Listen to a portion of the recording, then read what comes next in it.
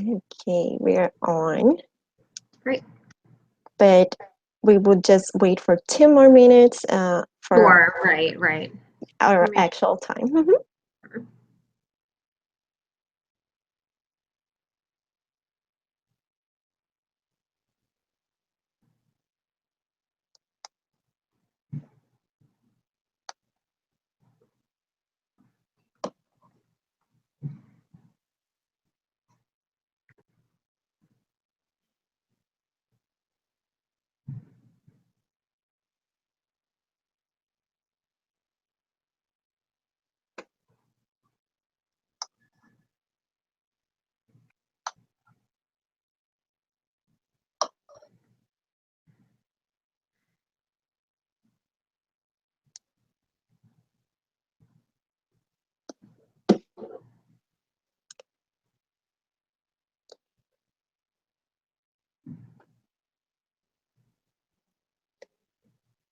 Então, a gente só está esperando mais 1 minutinho. We are just waiting 1 more minute for time.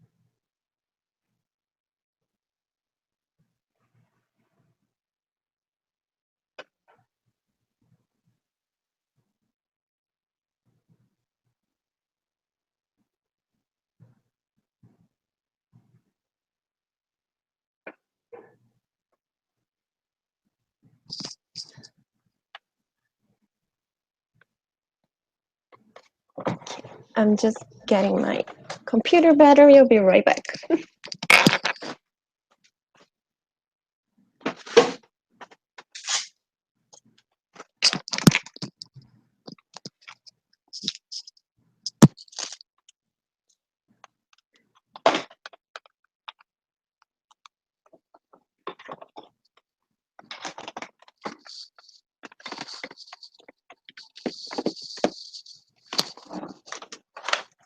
Okay, so maybe we should start?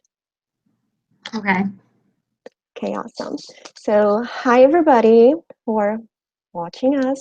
I'm here with Arielle L'Esperance, and she was super kind to give us this call, and she will be presenting about the application process for Rutgers, a graduate program in chemistry and chemical biology.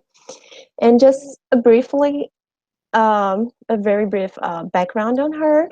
She's the senior program coordinator for the graduate program in chemistry and chemical biology at Rutgers, New Jersey, United States. And she has been working for the graduate program for over a year now. Her academic background was at Rutgers as well, her undergrad degree. She got there, and she has also a master's degree from University of Delaware.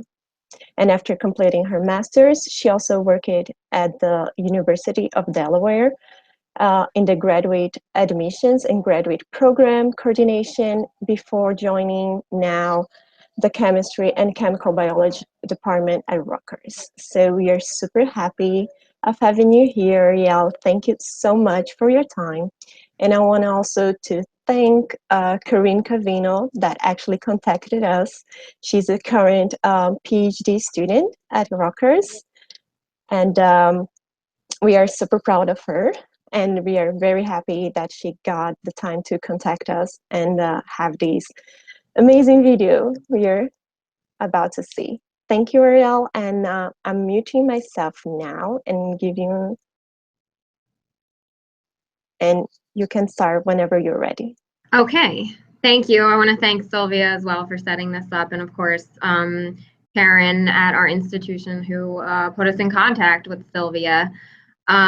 We are the Department of Chemistry and Chemical Biology at Rutgers, the State University of New Jersey. We are the largest academic institution in the state of New Jersey, and we work very hard to ensure that we have lots of collaboration across all disciplines with different international students at many different universities across the globe.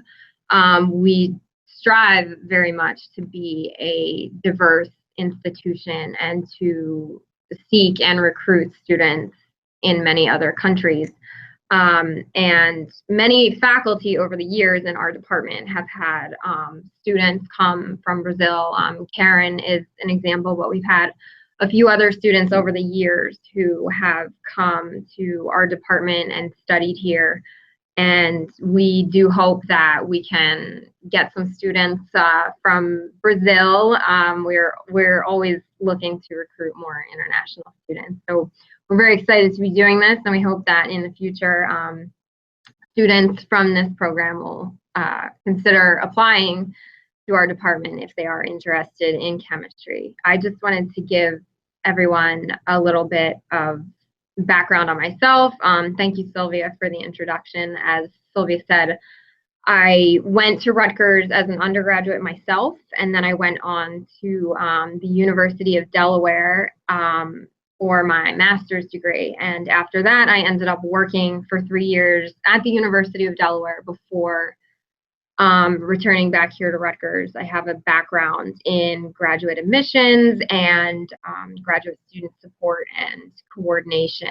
And when I came to the Department of Chemistry and Chemical Biology, there was a lot more opportunity to grow because the department is so large and we do have such a large graduate student population. So that was one of the reasons that I came here, and I think that's also one of the reasons that many of our students come here is because we are a resource-rich department, we are a research-rich department, and we do have a lot of opportunities for graduate students. Our PhD program makes up the bulk of our graduate students. We do have a master's degree program, but it is quite small, although we're always trying to increase our master's population and to grow that program. But the bulk of our graduate student population is the PhD students.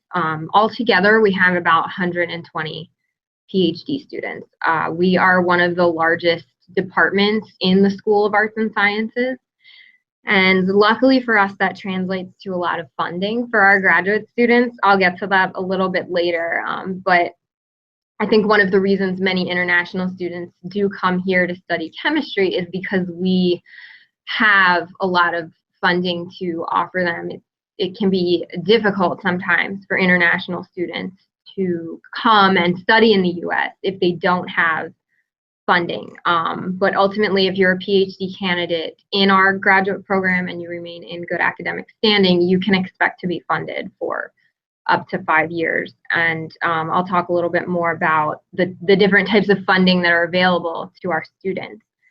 I thought I would start with the application process. Sort of the two pillars of my job are graduate admissions and then supporting the current graduate students that are here by trying to assist them through whatever needs they have, whether they be administrative or academic. I work very closely with our graduate director, who is a professor in our program. I think it's important to note that I'm not a scientist and I don't have a background in chemistry. So if anyone has scientific questions or research questions, the students are really discussing that sort of thing with their advisor. And then if there is an academic issue that I feel is maybe necessary for the graduate director to know, or if students want to get in touch with her, I certainly am able to assist them in doing that, and she is always open to assisting students. We work very closely together to make sure that all of their needs are met and that they have all of the academic support and administrative support that they need. So that being said, I'll move on to admissions a little bit now. So our application requirements are, we need things like your official transcript.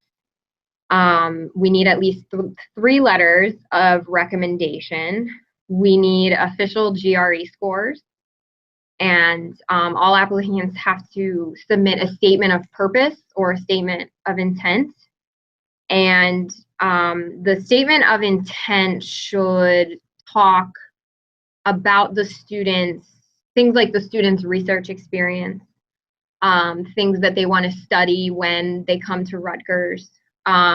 Basically, we want to know if we admit you, what are you going to do? What are your goals in the program? Do you have a dissertation topic in mind? Is there research you've done in the past that you want to expand on? It's helpful for us to know if there's any faculty members in our department that you're interested in working with, because our admissions committee is comprised of faculty. So you have to think about your audience who's going to be reading this personal statement.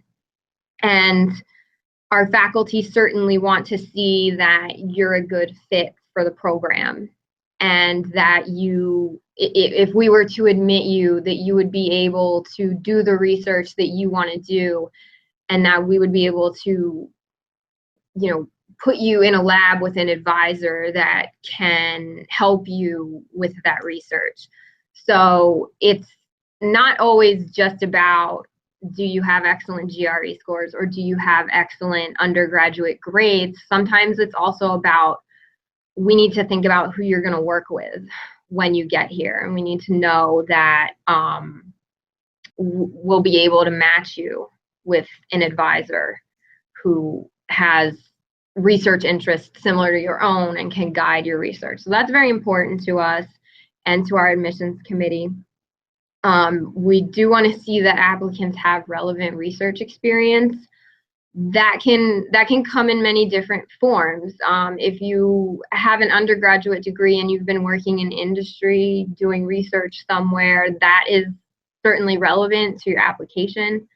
And if you have undergraduate research from your undergraduate institution that you did with an advisor, that's also very important to us. We want to make sure that students can work independently in a lab and be working towards their dissertation research.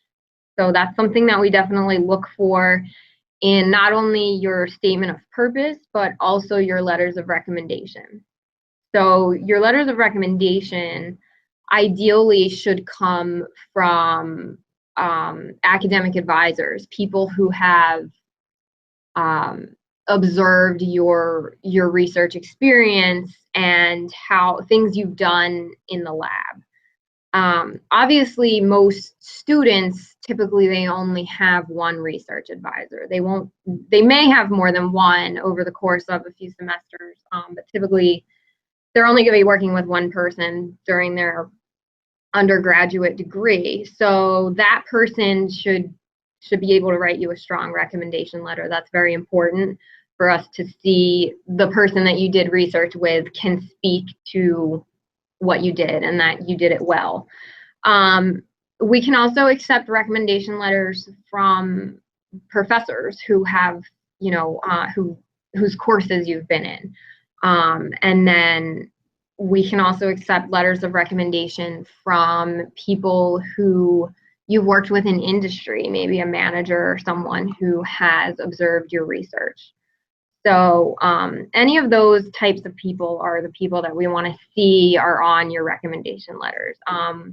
Typically academics or someone in the field of chemistry that you've somehow worked with that has seen what you can do in a lab. So beyond that, of course, there are things like GREs and official transcripts that are required. Certainly a strong academic record is certainly something we want to see. GREs, I know a lot of students have a lot of concerns about GREs. Unfortunately, they are required by the universities, as with most universities. They're kind of a necessary evil here in the United States. But I will say that I think students probably worry about them a little too much. It's certainly not as important as things like your letters of recommendation or your academic transcripts. But we do need to have them. There's no particular cutoff for the GREs. There's no score that will automatically disqualify you. We don't even have an average score of what applicants need to have. That being said, you know, we do look at them and we do evaluate them, but we evaluate applications as a whole. Every component of your application is important. And if you get a low score on the GRE, it doesn't disqualify you. However, if you get a really high score on the GRE, it can only help you. It certainly can't hurt you. We do look more at the quantitative section of the GRE. We don't look quite as much at the verbal and the writing, because obviously for chemistry students, the quantitative scores are quite a bit more important.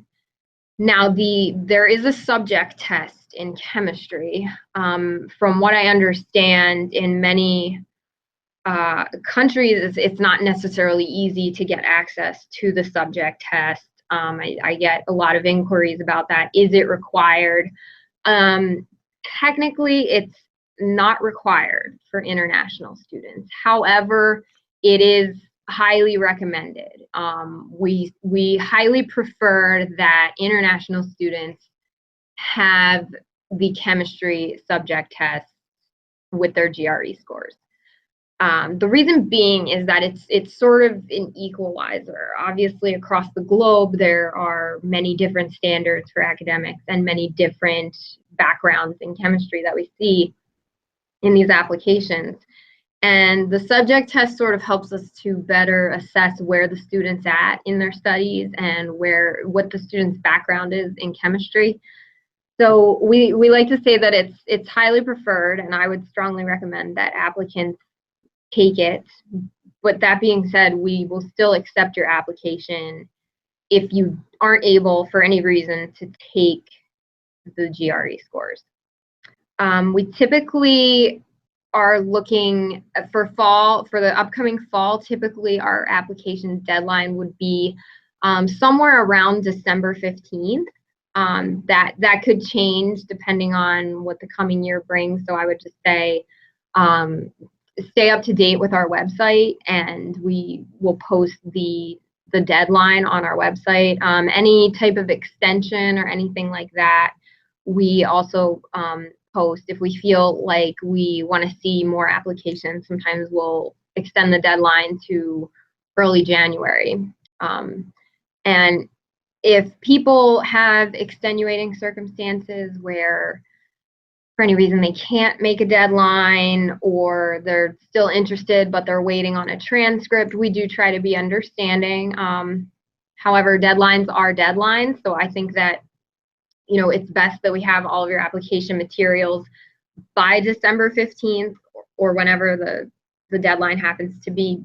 But if there are extenuating circumstances, students can email me if they're waiting on a letter of recommendation from one of their professors or waiting on official transcripts to come in. We're certainly open to waiting until your application is complete before we review it. I think that the important part of your application is to think about how it looks as a whole. I don't think students should get stuck on one thing, like if they got a bad score on the GRE, or if maybe they feel like they did bad in one class on their transcript. We're looking at your application as a whole. We're evaluating every single element of your application Our admissions committee is very thorough, but I think they're also very fair, and they know what typical students in chemistry, what their background is. They're very experienced in this, and they certainly don't pick out one thing. They make an effort to evaluate every element of every application. And we do get a lot. So usually our deadline for letting students know is somewhere around March or April. It varies. Usually the master students, we wait until later in the spring because the majority of our applications are for PhD students. So we focus on those first, and then we look at the master students later on. But the bulk of them are PhD applications. So we try to make sure that we evaluate all of those first, because the students need to know, for funding reasons, where their funding is coming from, and they also need to hear from other schools and then decide. So that's part of the reason why we do it around that time, because they're also hearing from other schools. So you want to think about March or April as our deadline for letting you know. Sometimes it's earlier, sometimes it's later, depending on where we're at with our admissions committee and what they have evaluated. So I think that that's a good chunk of the admissions process for us. That was just an overview. So if anyone has questions during the Q&A, they can feel free to let me know, because I know that it is a very daunting process for many students, especially international students. And I think another issue that I want to bring up is funding, because as I mentioned before, that's one of the reasons so many of our students are international, is that we are able to offer them funding. So ultimately, if you're admitted to our PhD program, you will be funded. We don't let in PhD applicants, full-time PhD applicants, without being able and committed to fund them for up to 5 years. So to give everyone an overview of the program, for our first year students are all admitted as fellows. So what that means is we admit you and you're on what's called a CCB, Chemistry and Chemical Biology Excellence Fellowship. And the reason we start everyone off as a fellow is because we want them to come in and be able to focus on figuring out who they want to do their research with, and focusing on their coursework without having to worry about being a teaching assistant for an undergraduate course or being a graduate assistant in someone's lab. So this allows our students to ensure that they are focusing on their coursework. Our students they actually complete all of their coursework in their first year. So they take 12 credits in the fall semester and 12 credits in the spring semester to knock out all of their coursework. Now, the other important thing that our students do in year one is they complete at least 2 lab rotations. The reason our first years complete 2 lab rotations is because I talked about this a little when I was mentioning the personal statement, is the match process is very important to us. We need to ensure that you are in a lab where you can do the research that you want to do, and that you're able to accomplish that in that lab and with that PI who you're working with. So many students get here and they think, I want to work with so-and-so. I've already communicated with this professor. They've said they'll take me, so on and so forth. That's great, but you're still required to do 2 lab rotations. The reason being is you may get into that person's lab and decide that it's not the right work environment for you. You may decide that the research you're doing isn't something that you like and that you want to take a different path. So in the fall semester, you do 2 6-week lab rotations. The other important thing to keep in mind is, as a PhD student, you also need to build a committee, and you need to have your advisor will serve as the chair of your dissertation committee, but then you also need two other faculty members from our graduate faculty to be on your committee. So it's also important to think about who's going to be on your committee, and it certainly doesn't hurt to do a lab rotation with someone who could possibly serve as one of your other committee members. We come up with a list of faculty who are accepting students. So every fall, the graduate director and I sit down and we compose a list to ensure that the faculty on that list are able to take students and that they're able to fund students. So if someone is not on the rotation list, that generally means that they're not accepting students. Now, the tricky part about that is we don't necessarily know if they'll be accepting students early on. So sometimes people apply to our program and come, and then the person that they had pinpointed that they wanted to work with isn't necessarily taking students. So that's another reason that those rotations are really important, is we want to make sure that not only the person is a good fit as your research advisor, but that we can make sure that that person can support you so that you're able to finish your research. So after year one, in years 2 and 3, generally speaking, students would be supported as a teaching assistant. So that means either being a recitation instructor, a lab instructor, a grader. There's many different duties that can come with being a TA. And it is required that all of our students be a TA for at least one semester while they're here. I think that many of our students who are going into academic careers find it very helpful to be a teaching assistant.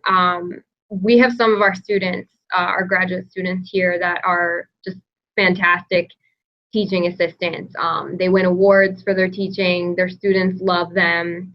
So it might seem a bit daunting right now that you have to teach an undergraduate course, but many of our students, it turns out, they enjoy it and they're really good at it, and it comes in handy when if you go on to become a professor in an academic setting. It comes in handy to have professors who you TA'd for who can be recommenders for you when you're applying to postdoc positions or tenure track professor positions at other universities.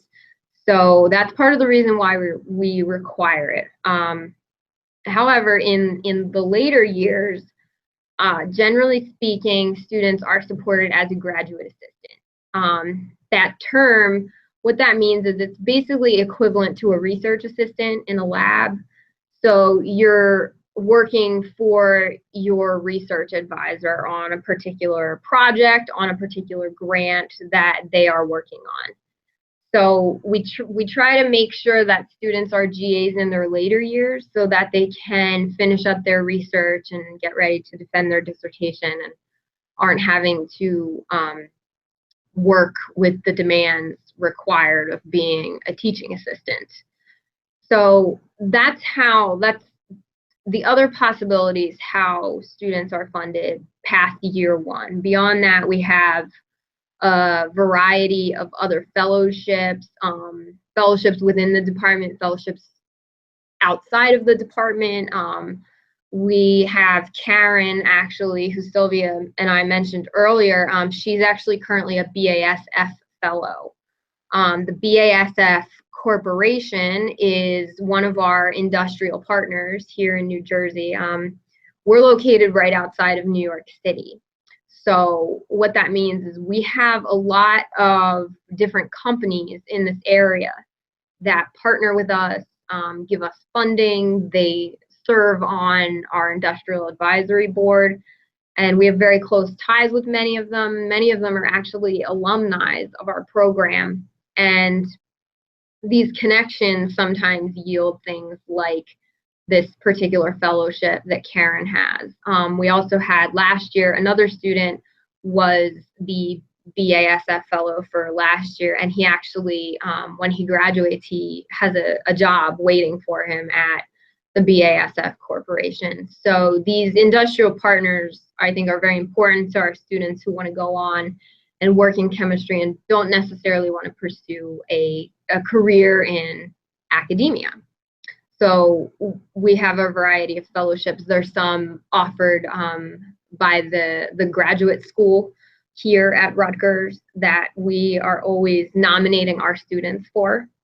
Because if you're a fellow, it's like I said, it's almost like when you're a GA, you can kind of focus on your research and not necessarily have to worry about teaching. That being said, we have here in our department, we service about 18,000 undergraduate students per year.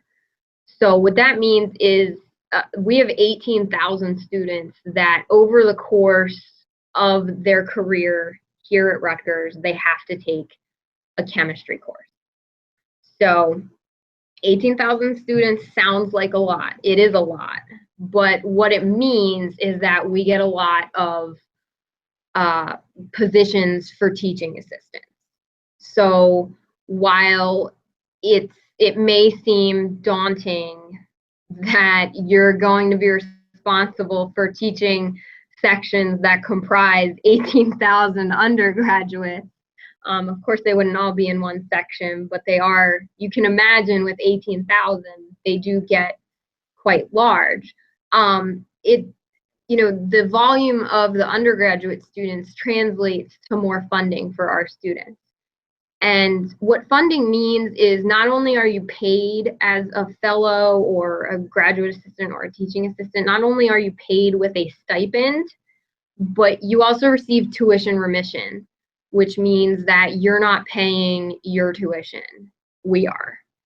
So that's obviously very important to our students is when you're a full-time student, you need to ensure that you are just that, you're a full-time student. So I think in today's world, it's all the more important to make sure that you're getting into programs like ours that are large enough to be able to support their students.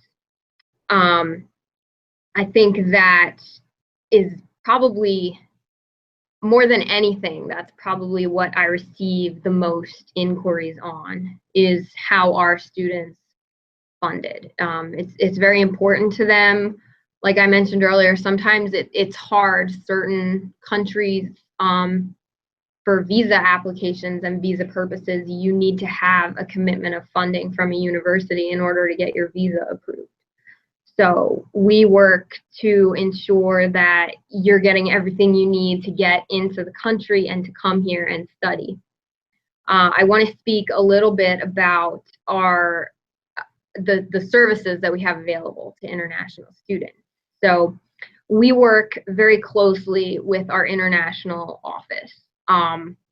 The former chair of our department here in chemistry, Dr. Rick Garfunkel, he actually is now the head of all international affairs here at the university. So he and his staff at it's called GAIA, Global and International Affairs. They are very helpful to us in chemistry. Since Dr. Garfunkel was part of our department, he has very close ties with us still and is always working with us to ensure that we're able to provide the best services to international students. I work very closely with the folks over at the Global Services Office. Global Services is responsible for making sure that our international students have all the necessary documentation and forms that they need to get into the country. So they're responsible for issuing things like I-20s, any information you need for your visa, any letters, any type of verification. I work very closely with the people in that office to make sure that we're getting you what you need. lately in the current political atmosphere here in the U.S. is a lot of our international students are a little anxious about things like their visas and if they return home to visit someone, or the students who aren't even here yet, who are due to start in the fall. There's obviously a lot of questions and anxieties about what's going on. How hard is it for them to get their visas? How hard is it for them to get in the country? How hard is it for them to get back in the country? Things like that. And I go to a lot of workshops and talk with a lot of the people over at Global Services who deal with all of the immigration regulations. And I can say that they're fantastic. They're extremely knowledgeable about all of these things. So we make sure in this department that we are always in contact with them, and that if any issue comes up that I can't necessarily help you with, or I don't necessarily know the procedure, I'm able to go to Global Services and get you in touch with someone who can help you. So I can say that the university is doing everything in their power to make sure that all of our students are, while they're experiencing anxieties, we're making sure that we are supporting them every step of the way, and that they have all of the necessary documentation that they need, and that we're staying up to date on any new regulations that we need to, and that we're keeping our students informed every step of the way with any new procedures that they need to complete, any new forms or information that they need to submit. We work very hard to make sure that we're doing that and that we're getting you any answers that you need. So I think that, for so many of our international applicants, it can be extremely difficult to think about the process and what you have to do. But between our office and the Office of Graduate Admissions and Global Services, we all work together to make sure that if we make you an offer, we're going to do everything in our power to make sure that we can get you here. Usually when we admit students, the minute you accept, I go into the system and I automatically request an I-20 for you, and I get it sent via the fastest mail possible to you so that you can already begin the visa process. It's usually very rare that we have a case where we admit a student and they can't get here. It happens, but usually I can say that it happens not because of the U.S. government, but because of the government in that student's home country for whatever reason. But typically when our students get their I-20s and apply for their visas, it's smooth sailing from there, because when we give you your I-20, we give you everything you need. You have your admissions letter, you have your financial offer, and you have any other information that you need from us in order to get in the country. So I think that if that's one of the things that students are anxious about, I would tell them to just try to relax, and then once you get admitted, we'll figure it out from there. It should absolutely, whatever's going on in this country with immigration regulations should not stop anyone from applying to our program, because it's, like I said in the beginning, it's very important for us to ensure that we have students from all over the globe, and we will do everything we can to make sure that if you're interested in our program, that we're able to get you here and to get you everything you need. So I think that I kind of have, I think, talked about all of the main points I wanted to get to, and from what I understand, I think we have time for a Q&A now. Yes, we have. And thank you so much. This overview was really comprehensive and good. And touched many questions we had before. We do have some questions here Okay, great. I will start first maybe about the requirements, because we have here one question regarding the transcript that you mentioned as a requirement for the process. Okay. Is it required to be officially translated, or it could be just a regular translation, or just the official ones? How Rutgers require these documents to be sent? Okay, so we do need the transcripts to be in English. That's a requirement from our Office of Graduate Admissions, and in most cases, the universities are able to translate it and get it to us. I can't really speak to Brazil. I've definitely seen applications from Brazil in the past where the transcript has been sent to us and it's been in English. So it's usually something that you need to request with your university. And if you can't, I would say in that case, to send me an email. And we would have to see if your university for any reason wasn't able to supply the transcript to us in English. We would have to see what we could do with graduate admissions in order to get a translated copy. It might be a matter of us trying to get in touch with that university somehow and getting some special circumstances. But I think that that certainly shouldn't hold anyone back. I think that you should just get in touch with me and we can work together to find a solution. Mm-hmm. Awesome. And going to the requirements about the degree, is it necessary that the undergrad the applicant has taken, is it to be in the chemistry or biology field, or can it be something a little different, or even some mix? Because not necessarily our degrees back in Brazil will correspond directly to degrees in the US. So, yeah. That's a really good question, and this is actually a question that we get a lot from applicants. And so our department's name is chemistry and chemical biology, but we actually have 4 different divisions that make up the department. So those divisions are physical chemistry, biological chemistry, inorganic chemistry, and organic chemistry. So the research of our faculty is very diverse, and the backgrounds of our graduate students are actually quite diverse. So I have one of our current first-year students, for example, he actually has a degree in physics. He doesn't have a degree in chemistry.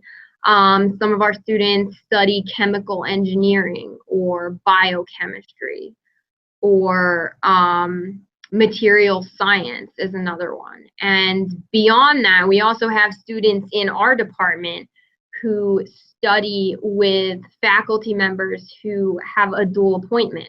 What that means is they can be a professor in our department, but they also have an appointment in another department. So a couple of our faculty members are professors here, but they're also professors over in material science. And our graduate director, for example, she's a perfect example of this. She is a professor in our department, but she's also a professor over at the Center for Integrative Proteomics Research. We're a very interdisciplinary department. We have faculty all over the place. We have faculty at the Waxman Institute. We have faculty in biotechnology, biomedicine, quantitative biomedicine. Their interests are very diverse, and just because your transcript or your major doesn't read chemistry, that doesn't mean that you're not necessarily a good fit for our department.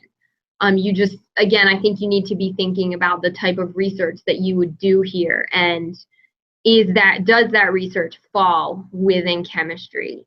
And is there a research mentor here that in our department that you would want to work with.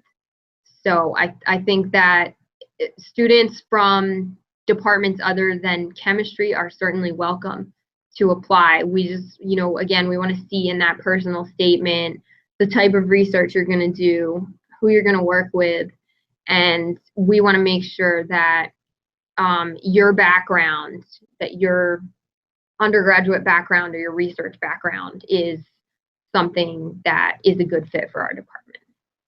Mm-hmm. Great. And regarding doctoral PhD applications, is there a requirement to have a master's degree previously from applying, or from undergrad the applicant can apply directly to a doctoral study? Yeah, that's a good question. Again, most of our students honestly do not have master's degrees. Most of our students apply directly from their undergraduate degree.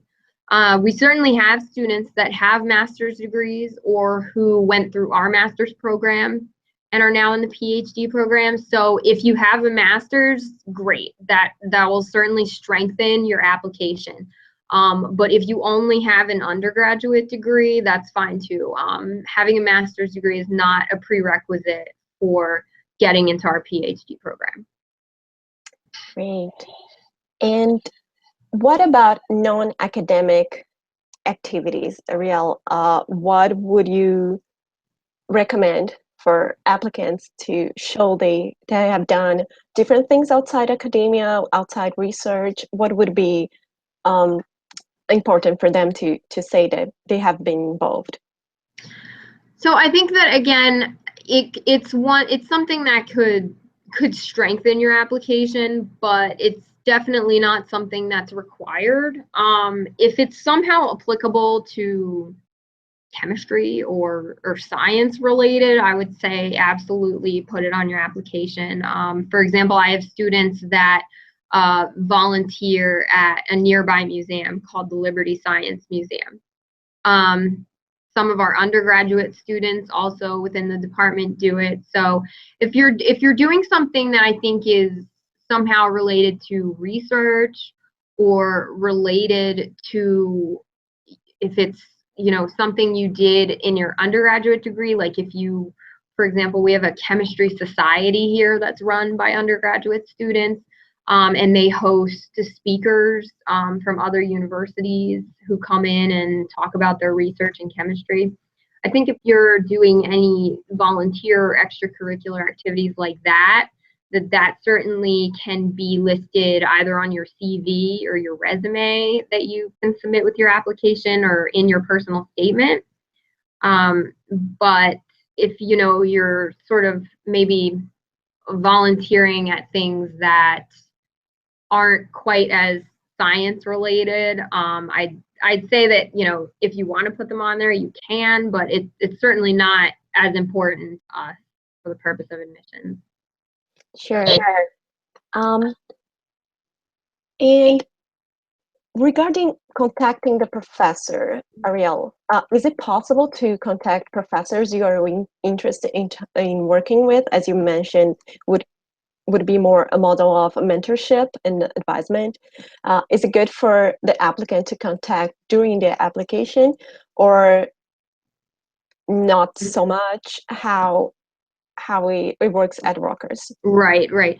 So I hear this question a lot from over the course of a year. I've heard this question a lot from people that are interested in coming here and applying to the program, and our answer is yes, absolutely. I think that maybe at other universities in other countries the practices can be different, but here our faculty definitely want to hear from students, and it's certainly helpful to your application to get in touch with people who you're interested in working with. If we see on your application that you're interested in working with a particular professor and that person is on the admissions committee, the chances are that person's probably going to be looking at your application. So I think it's always good to get in touch with people who you're interested in working with, or if you write to them, they might say, I don't plan on taking students for, fall 2017 or fall 2018, that's really good for you as the applicant to know, because then you're going to want to be thinking about who else you could work with and who else you can list on your application.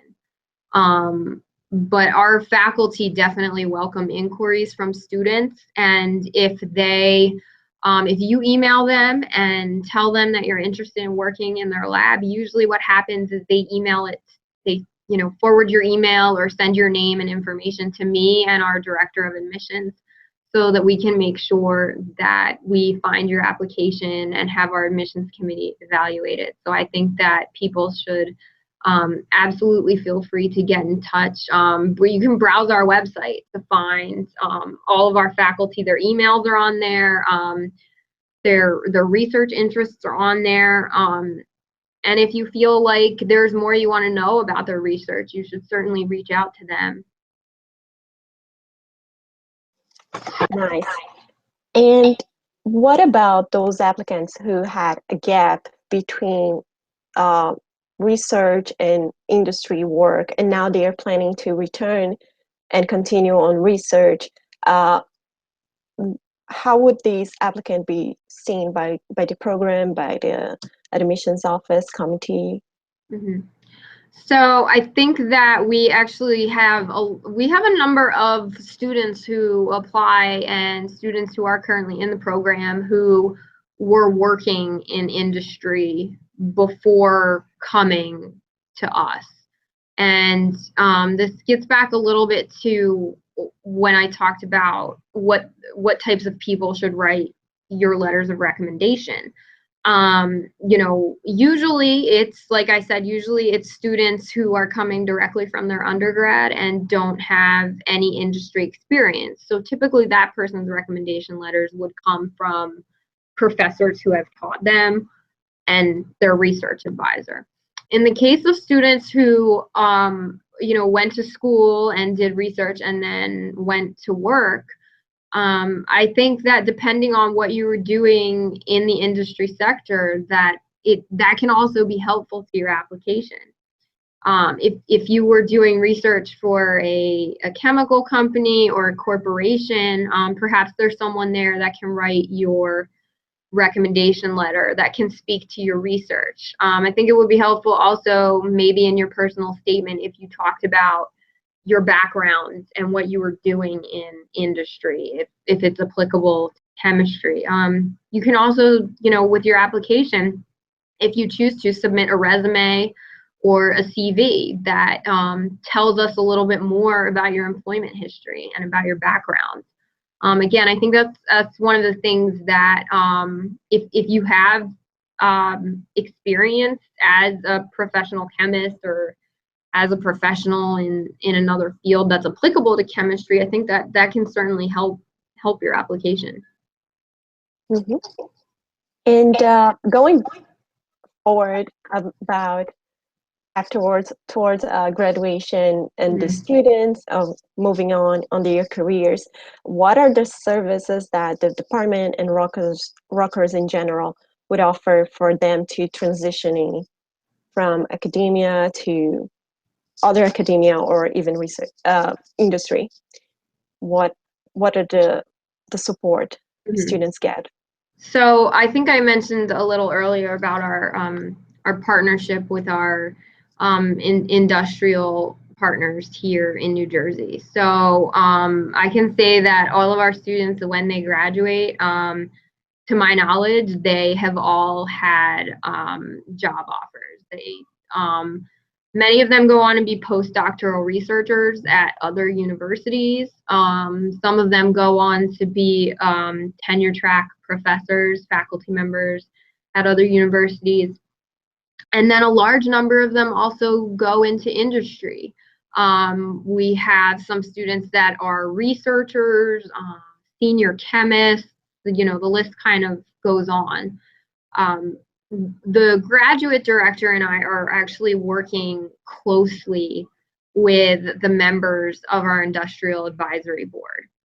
Now, what it means to be a member on our industrial advisory board is that they offer the department guidance on things pertaining to industry, and that also includes student employment. So we have members on our industrial advisory board from companies like Colgate, Palmolive, Avon, Merck, all these different large companies in this area that we have very close ties with. We're working now to develop a program of mentorship with our industrial partners.